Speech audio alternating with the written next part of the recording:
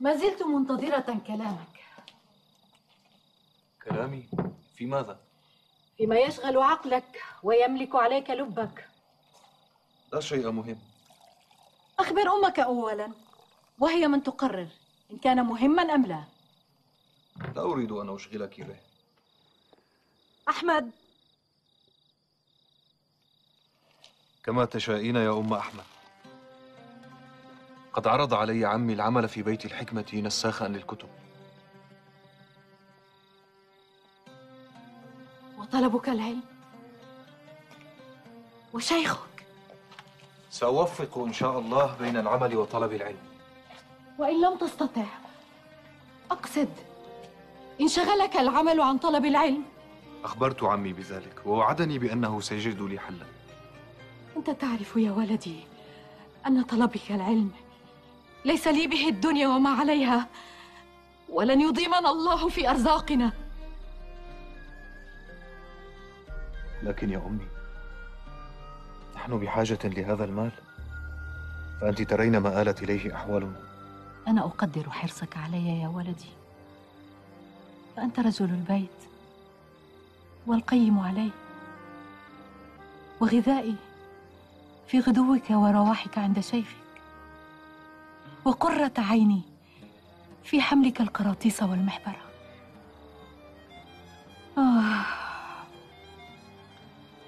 لا أدري ما أقول لك يا ولدي، ولكن في صدري شيء من هذا العمل، وأخاف أن يأخذ منك وقتا طويلا فيصرفك عن طلب العلم. كوني على يقين، لن أقدم زائلا على باق، ولن أبيع العلم بعرض من الدنيا. فما قولك؟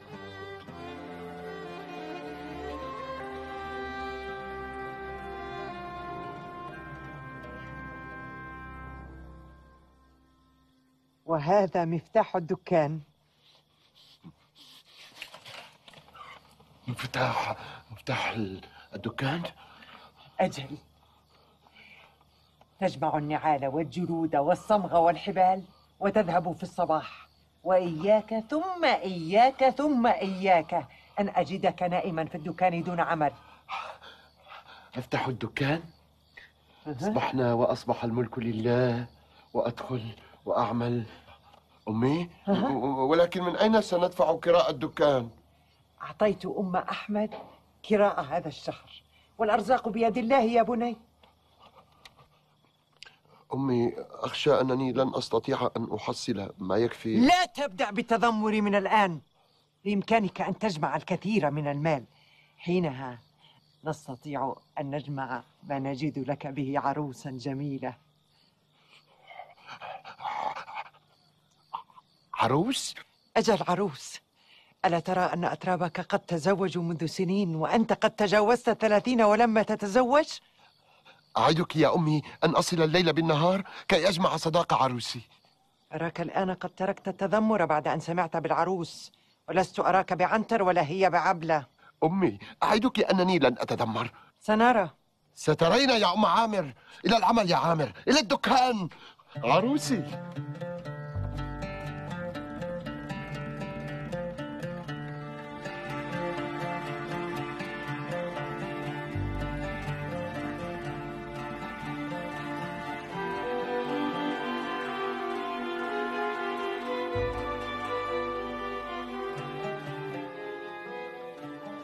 تبدو فتاة طيبة، كان الله في عونها.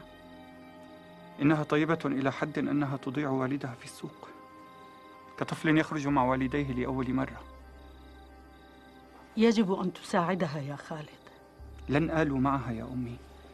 غدا سأبحث في السوق وأسأل الباعة والتجار، لعلهم يعرفون والدها. اذهب إلى النزل التي ينزل بها القادمون، واسأل عن قافلة أتت اليوم من خراسان. هذا هو الرأي، هذا هو الرأي. يا أمي، الفتاة أمانة في عنقك، فاحرصي على ألا تنام جائعة. إنها ترفض الأكل، ولكنني سأحاول. السلام عليكم. وعليكم السلام.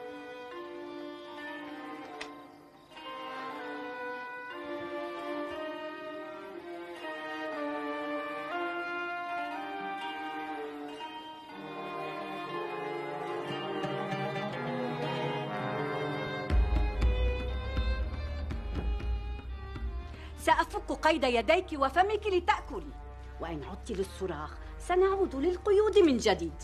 فكها يا حنظلة. ما الذي اقترفته حتى تفعلي بي ما فعلتِ؟ ألا تخافين الله؟ دعك من هذا الكلام الذي لا طائل منه، وكلي طعامك فالنهار طويل والجوع قارس.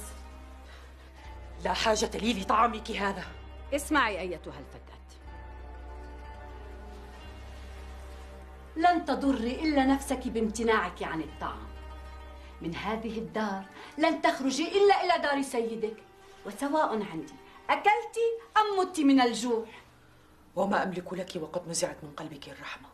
أليس في قلبك ذرة من شفقة؟ ذرة؟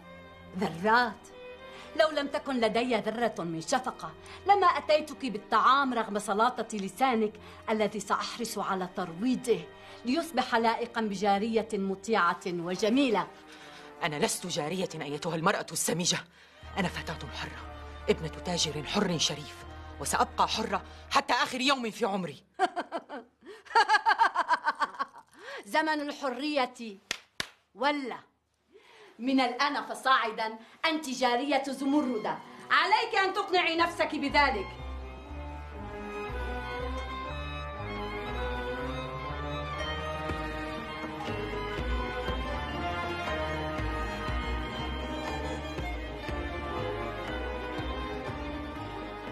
هل سمعت عن فتاتين ضائعتين يا أخي؟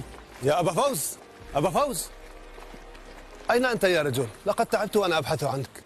يجب أن تسير القافلة، لقد تأخرنا كثيرا. يا أبا رستم، ألم أطلب إليك بالأمس الانتظار يوما آخر؟ أقسم أنني حاولت، لكن القوم مصرون على الذهاب. إن شئت رافقنا، وإلا فابقى حتى تنتهي من عملك. لا حول ولا قوة إلا بالله، لا حول ولا قوة إلا بالله.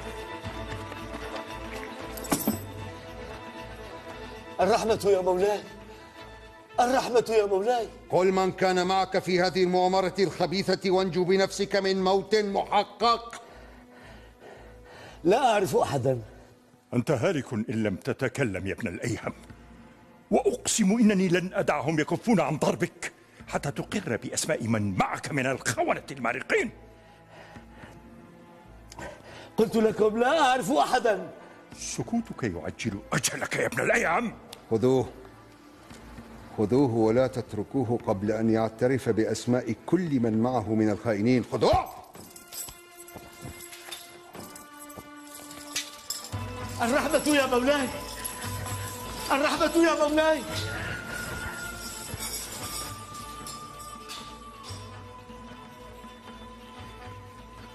لا تقلق يا مولاي، سيعترف هذا الخائن عاجلا أم آجلا. لا لا لا لا يا يحيى، من الأفضل أن يعترف عاجلا. ما أدراك، قد يكون وراء هذه المؤامرة دهاة كثر، وقد يكون بعضهم بين ظهرانينا. 3 أيام يا يحيى، أمامكم 3 أيام حتى تحضروا المتورطين معه، وإلا فأقسم إني سأضع الجميع معه. أمر مولاي.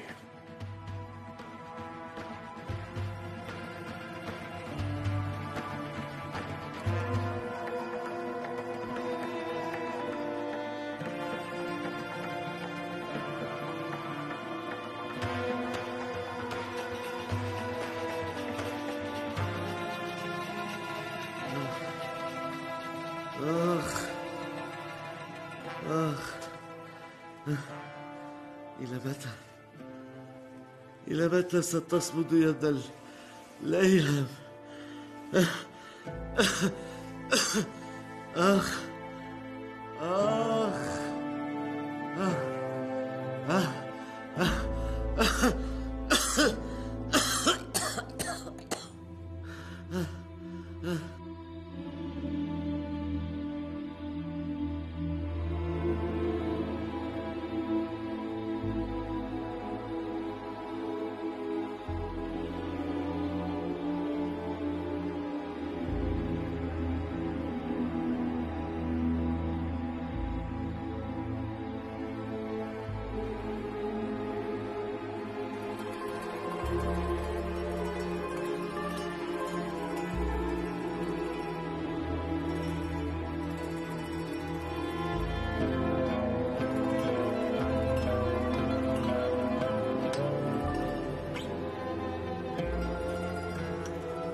ابن أخي الآن أمانة في عنقك يا زيد.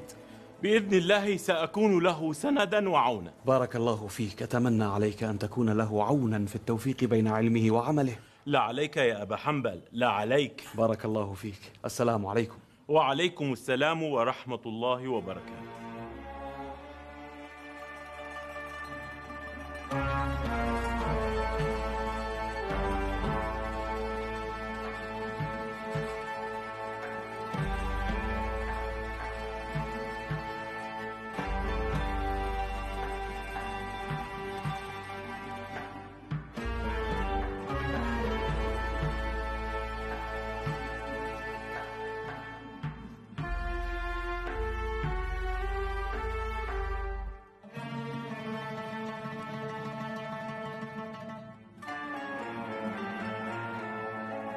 أحمد، ألن تبدأ العمل؟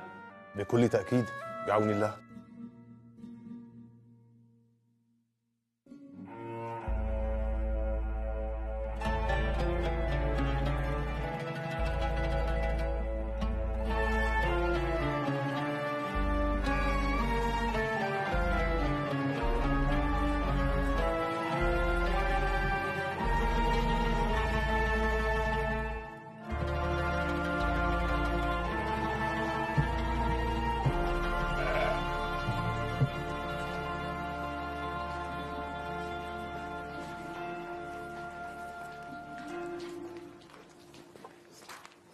دكاني دكاني.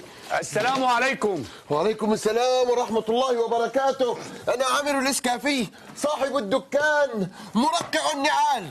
مبارك يا عامر. بارك الله فيك، بارك الله فيكم. جعلها الله باب رزق ونعيم إن شاء الله. توكلنا على الله ونعم الاتكال. أول نعال تصنعه من جلد البعير تهديه لابن الوزير. ويحك يا أبا سرحان، اخفض صوتك، فعيون أمير المؤمنين خلف كل زاوية في السوق.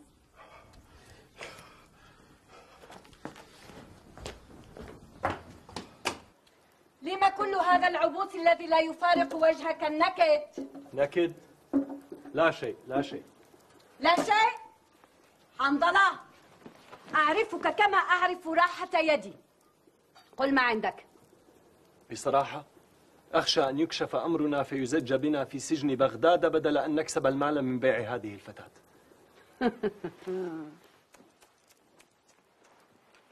يا رجل يا ذكي، أليس لدينا صك يثبت ملكيتنا لها على أنها جارية؟ أم أنك نسيت؟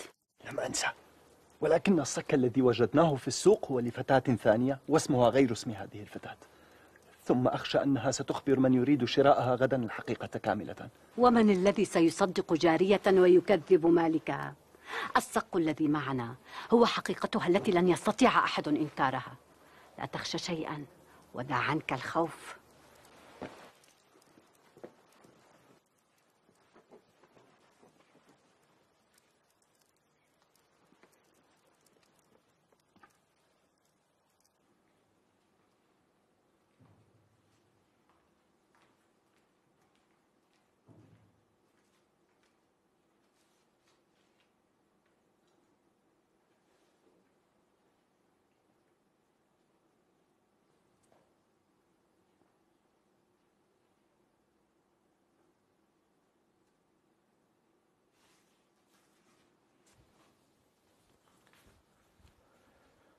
عذرا يا سيدي، لقد تأخرت عن حلقة شيخي.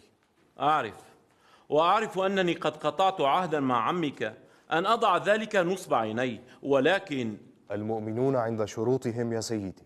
وأنا أنفذ ما وعدت يا أحمد، ولكن ما أن تنتهي حلقة الدرس حتى تعود إلى العمل، فلدينا عمل كثير اليوم. وأنا أفي بوعدي إن شاء الله. السلام عليكم. وعليكم السلام ورحمة الله.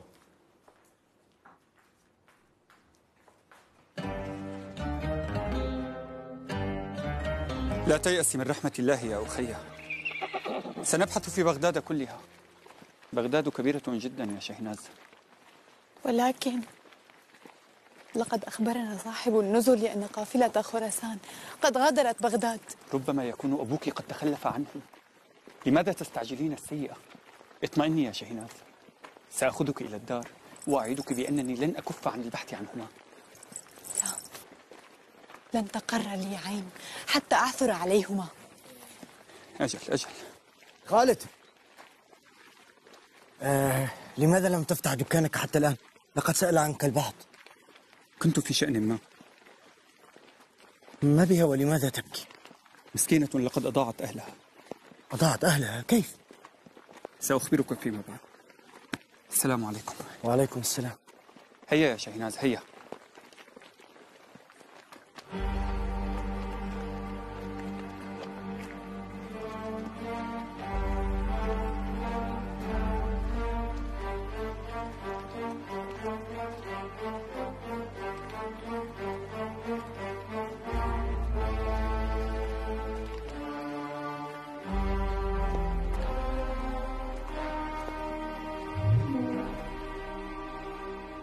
مر كاتبك في المدينة المنورة أن يرسل كتابا مثل هذا الكتاب.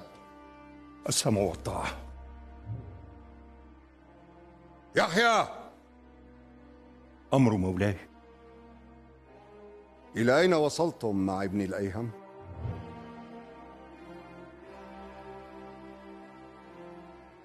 كأني به يا مولاي قد بدأ يتخلى عن غروره وتلين قناعته. كأنك. فليطمئن قلب مولاي، غدا أو بعد غد ستسمعون بقى ما تنتظر. لن يطمئن قلبي ولن يقر لي قرار حتى أمسك بناصية هؤلاء المارقين وأجعلهم آية لمن شق عصا الطاعة. لك ما تريد يا مولاي.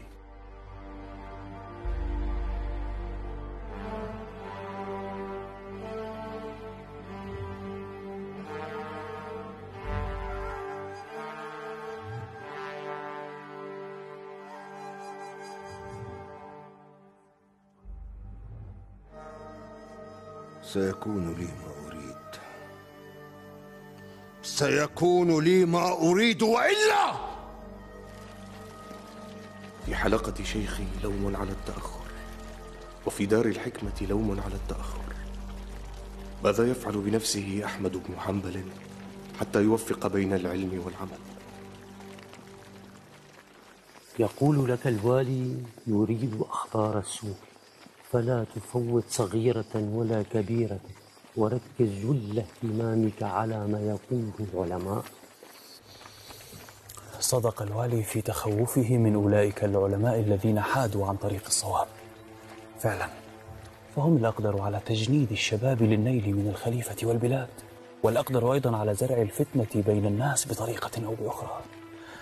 على كل حال، ما دام في الأمر خير للأمة فلن أوفر جهدا فيما طلب مني.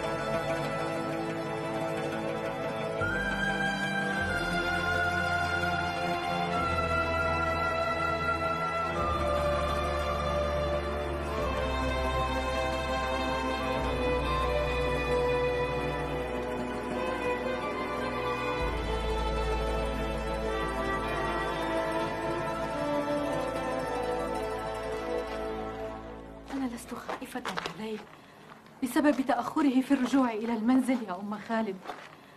كل ما أخشاه أن يستهويه العمل فينسى دروسه ويصرفه تحصيل الرزق عن طلب العلم بحجة حاجتنا إلى المال. لن يكون ذلك بإذن الله، فكلنا يعلم ما فعلته من أجله. تهون علينا في المعالي نفوسنا يا أم خالد، وأحمد ما زال في ناصية الطريق، وهو بحاجة دائمة إلى من يعينه على نائبات الدهر ويزيل عنه عقبات الطريق حتى يصل إلى ما يصبو إليه. ولشد ما أطمح يا أم خالد أن أراه علما من أعلام هذه الأمة. أنت لست مقصرة في حقه يا أم أحمد. ما تفعلينه من أجله يصعب عليك الرجال الشداد في فعله. لقد نذرت عمرك وحياتك وكل ما تملكينه حتى أصبح رجلا ملأ السمع والبصر. ومع ذلك يا أم خالد أجد نفسي سببا في عدم تحصيله العلم. أنا من لم ينفطر قلبها على وحيدها فتركته ممزقا بين عمله وعلمه. هوني عليك يا أم أحمد، فالأمر أبسط مما تتخيلين.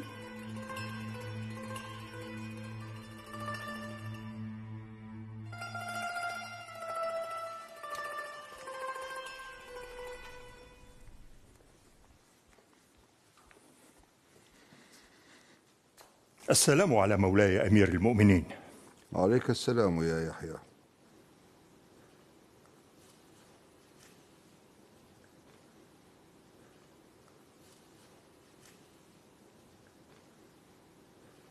هذه قائمة بأسماء المتآمرين يا مولاي.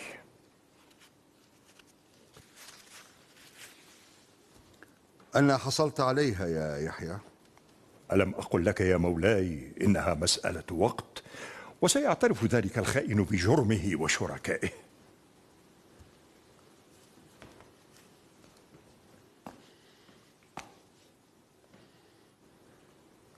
أواثق أنت أنه لم يضمر شيئا ولم يكتم سرا؟ أما عن ابن الأيهم فأنا واثق يا مولاي أنه لم يعرف أحدا إلا وأخبرنا عنه.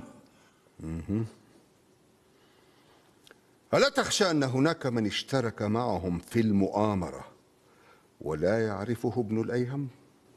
حدثت ما في نفسي يا مولاي. وما تراه؟ هما أمران يا مولاي. أولهما أن نأتي بمن أقر بهم ابن الأيهم ونضعهم أمام أعيننا، لعلنا نعرف منهم ما لم يعرفه ابن الأيهم. أما الأمر الثاني يا مولاي فهو أن نأتي بيحيى بن عبد الله الطالبي ونضعه أمام أعيننا، فهو كبيرهم ومن دونه لا يعرفون سبيلا ولا يعرفون كيف يتصرفون.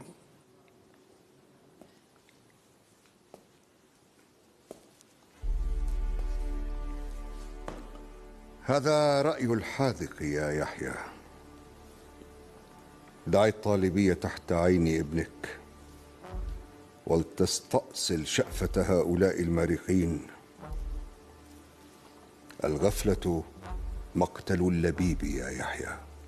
جعفر وأبو جعفر طوع بنانك يا مولاي. تأخرت يا ولدي. أعتذر على تأخري يا أمي. لا عليك، ما بك يا ولدي؟ لما أنت جهمو الوجه؟ لا شيء، عذرا قطعت عليك نومك. وأن لي النوم وأنت غائب، لم تقل لي لماذا تأخرت؟ سأخبرك بذلك لاحقا، إذن لي فأنا متعب وأريد أن أخلد إلى النوم.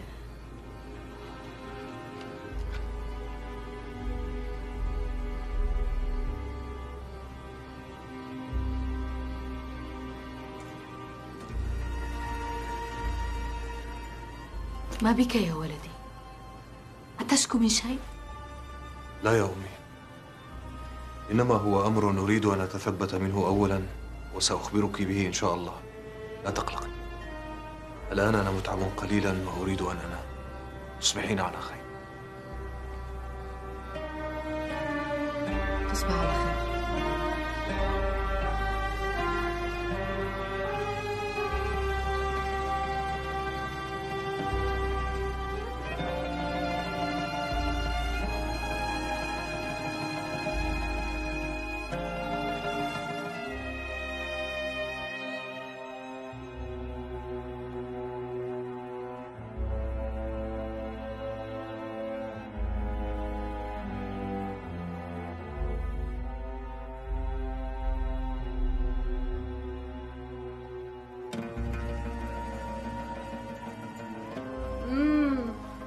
فوز، هو اسمك على ما أظن. ها قد عرفنا عنك شيئا. هذا المشط لي ومن حر مالي. أنت وكل ما تملكين ملكا لي، فهمتي؟ ما قصة هذا المشط؟ وما تعنيك قصته؟ جاوبي على قدر السؤال. ما قصة هذا المشط؟ إنه هدية من أبي، قد صنعه بيده. أعطني إياه. سأحتفظ به إلى أن تلين رأسك، وإن أحسنت التصرف سأعيده إليك. ليس هذا فقط، بل سأجعلك تعيشين نعيما لم تعرفيه من قبل. المهم أن تحسني سلوكك أمام من سيشتريك. أنا لست جارية، أنا حرة، والحر لا يباع ولا يشترى بكنوز الدنيا كلها. هل فهمتي؟ سأبقى حرة. الأيام بيننا يا فوز، الأيام بيننا. ما زلت إلى هذه اللحظة أعاملك باللين، ولكن الأيام القادمة سترين مني ما لم تعرفيه. تعال، افعلي بي ما تشائين. أنا حرة، حرة.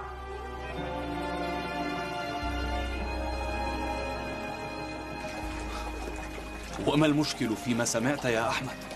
أليس من مهام الولاة والعمال معرفة كل كبيرة وصغيرة في دولة الخلافة التي يتربص بها الخارجون والمارقون من كل حدب وصوب؟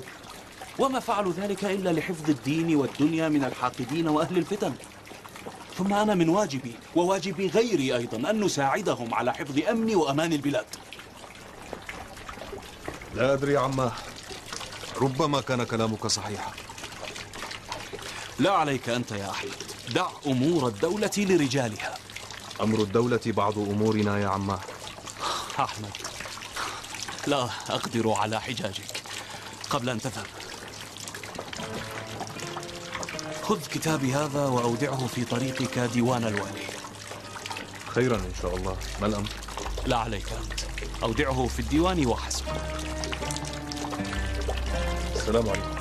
وعليك السلام.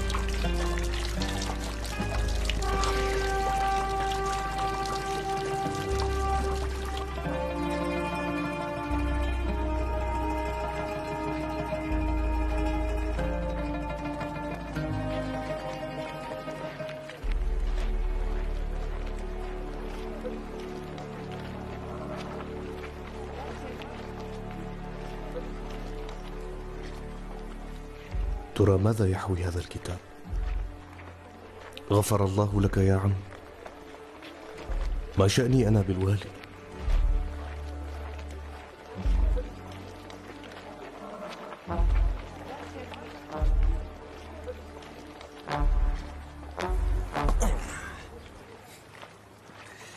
أتعلم أن من يعين الظالم فهو ظالم مثله؟ أعلم. حسبتك لا تعلم.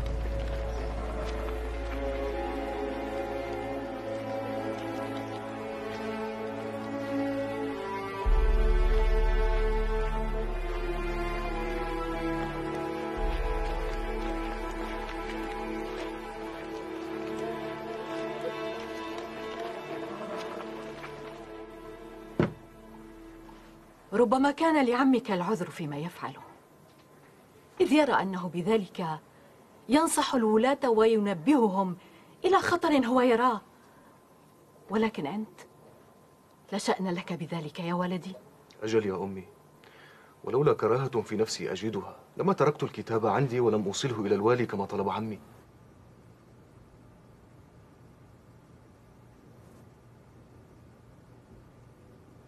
هل قرأت ما في الكتاب؟ أعوذ بالله أن أفعل ذلك، إنه أمانة ولا يجوز فتحها. أحسنت، وبارك الله بك يا ولدي. ولكن قد يعرف الكتاب من عنوانه. لابد أن في الكتاب أخبار السوق والعلماء أرسلها عمي إلى الوالي. وما ترى بشأن الكتاب؟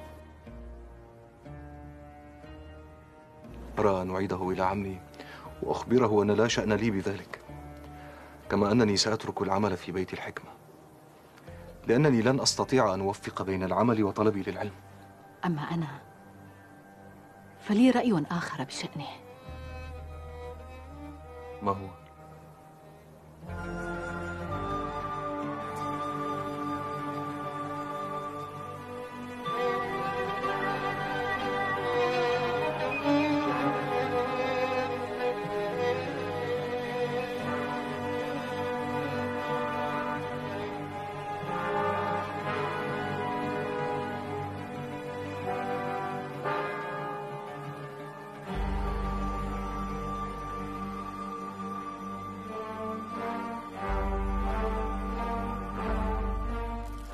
إلى متى ستبقى هكذا يا فرج؟ الخوف يسكنك والعوز لا يفارقك أبدا. ليس من أمل في تغيير حالك.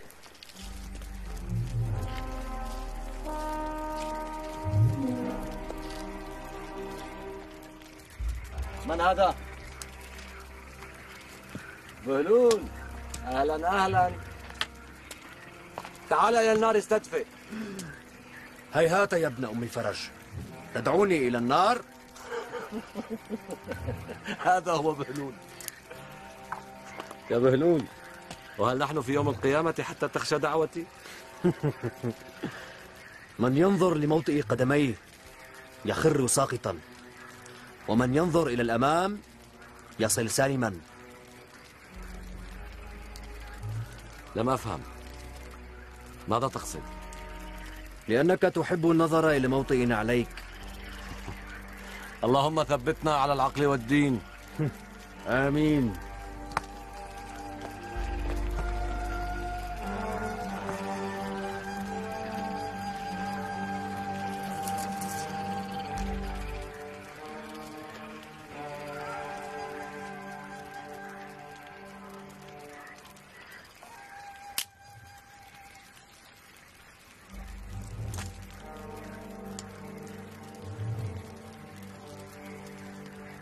من ينظر إلى موطئ قدميه يقع. وأنت يا فرج تحب النظر إلى موطئ قدميك. لعلك على حق يا بهلول. أين الكتاب يا أحمد؟ قد ألقيته في النهر. ماذا؟ ألقيته في النهر يا عماه. ما الذي حملك على فعل ذلك؟ أم لعلك ظننت أني أبيع ديني بدنياي؟ إنما أنا أسعى يا أحمد. أعرف غايتك يا عم. اغفر لي ما قدمت، ولكني أرى أسبابا لخدمة الرعية سوى ما ترى أنت.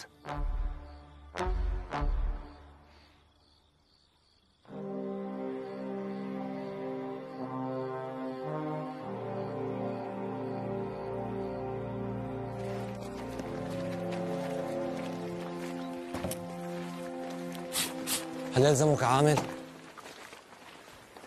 ليس لدي عمل للصوص من أمثالك. انصرف من هنا، انصرف من هنا.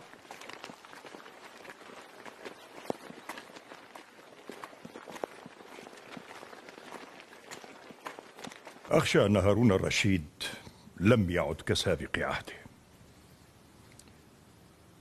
وإنني لألمح حرصه الشديد على إبعاد ولديه عن كل ما يمت للفرس بصلة.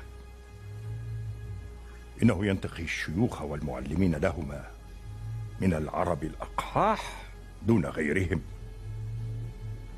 وإن كان يتذرع بأنه يريد لهما لغة عربية سليمة فإن حججه واهية. ربما يظفر بما يريده مع الأمين بن زبيدة إذ أمه من عيون عربية.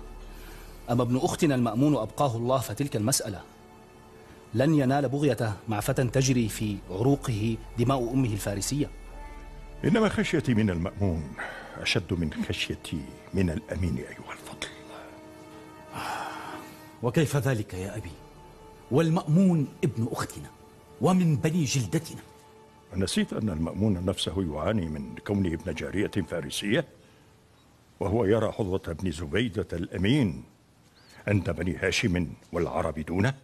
وإذا يا أبي؟ ما أخشاه أن يسعى المأمون لإثبات ولائه لنصفه العربي مضحيا بنا نحن أخواله الفرس. جئنا نبحث عن حل لمشكلتنا عند فتى غارق في مشاكله الخاصة. أدركتم مكمن الخطر يا أبناء برك؟ أدركنا يا أبي، ولكن ما الحل؟ لا تقلقا، سأجد حلا.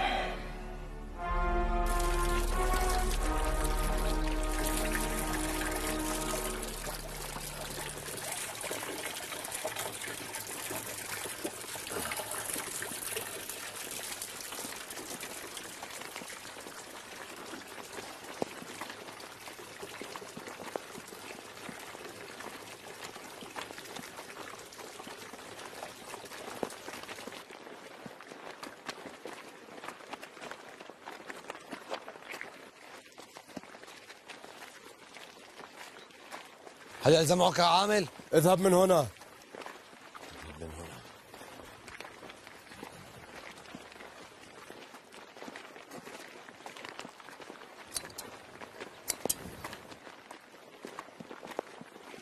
السلام عليكم. وعليكم السلام ورحمة الله. ماذا تريد؟ أبحث عن عمل. وهل تجيد صناعة القرابيس والسروج؟ لا، إذا استأنف بحثك، فلا مكان هنا إلا لمتقن.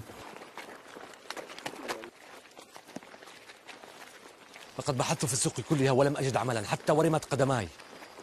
أريد أن أعمل عندك. وماذا أصنع بك إن لم تحسن صنعتنا؟ وهل ولد جميع الناس يحسنون ما يصنعون؟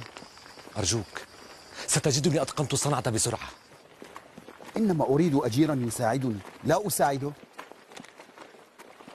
وأنا ذلك الأجير. نحن بضعة أيام فقط. لا وقت لدي أضيعه معك. اذهب وابحث عن عمل في مكان آخر. سيدي، أرجوك لا تكد خاطري. أنا أعول أمي، ومنذ أيام أبحث عن عمل أقتات منه ولم أجد. لا تعن علي نوائب دهري. كم أنت لحوح يا فتى. أرجوك. حسنا، ولكن سأضعك قيد الاختبار لأيام معدودات، فإن رأيت منك جدا وأمانة وحرصا على العمل، وإلا طرحتك أرضا كما جئت. وعدا علي ستجدني أفضل مما تظن. الفعل أبقى من لحن القول يا فتى، ومن الأفضل أن تكون كذلك. هيا شمر عن ساعديك واذهب إلى فرقد الفوال وآتنا غداءنا. خذ، هذا 4 درهم للفول ومثله للخبز، ولا تتأخر. على جناحي نعامة. انتظر. ماذا؟ ما اسمك؟ فرج. اسمي فرج. لك من اسمك حظ ونصيب. انتظر. خذ هذا الصحن معك.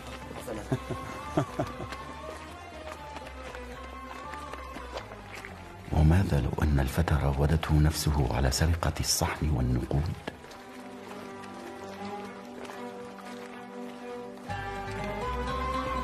ما كان يجب أن أرضى بذهابه مع عمه إسحاق إلى الوالي، فلو أصابه مكروه لن أسامح نفسي. ولكن ما الذي فعله حتى يعاقب عليه؟ كل ما قام به أن تخلص من كتاب اعتقد أن فيه أذى للناس. أقسم إن أصابوه بمكروه فسيرون مني ما لا يتصورونه. سأصبر بعد الوقت، وبعدها سأرى ما سأفعل.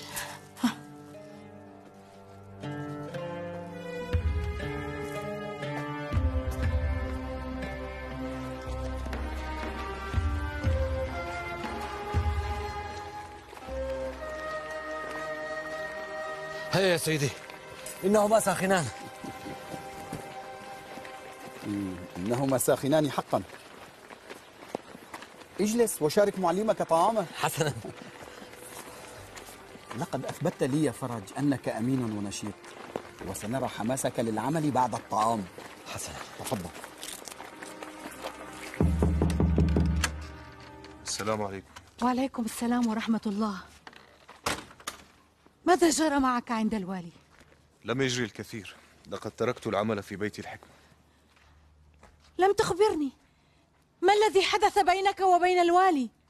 ليس مهما ما حدث بيننا يا أم، المهم أنني تركت عملا كان عونا لنا بعد الله عز وجل، والآن يجب أن أبحث عن عمل من جديد. هذا ما يجعلك جهم الوجه؟ أو أشد من ذلك يا أم. أرعبتني يا ولدي بدخولك علي وأنت على هذه الحالة، حتى أنني خلت أن الوالي قد نالك بمساءة. مؤونة ما تخشاه يا ولدي أهون بكثيرا من هذا القلق. اسمع يا بني، قد عشنا قبل عملك وسوف نعيش بعده بإذن الله. ومن أين النفقة يا أمي؟ اسمع يا ولدي، مذ كنت صغيرا وأنا أحرص على أن تبلغ غايتك وتدرك حاجتك، وأنا وأنت نعلم جيدا بأنك لن تصل إلى ما تصبو إليه إلا من خلال حلقات درسك عند شيخك.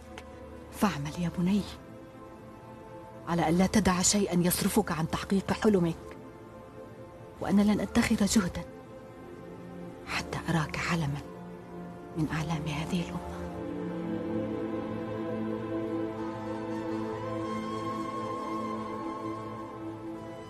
ثم لماذا هذا القلق على نفقة معيشتنا؟ لدينا كراء الدكان وهو يسد حاجتنا إن اقتصدنا. ولكن يا أمي، كفاك عنادا أيها الفتى الشيخ، لن تعود للعمل مرة أخرى، وسيخلو ذرعك لدرسك، ولن أعود لمناقشتك في هذا الأمر مرة ثانية. علمك هو الأهم والأبقى.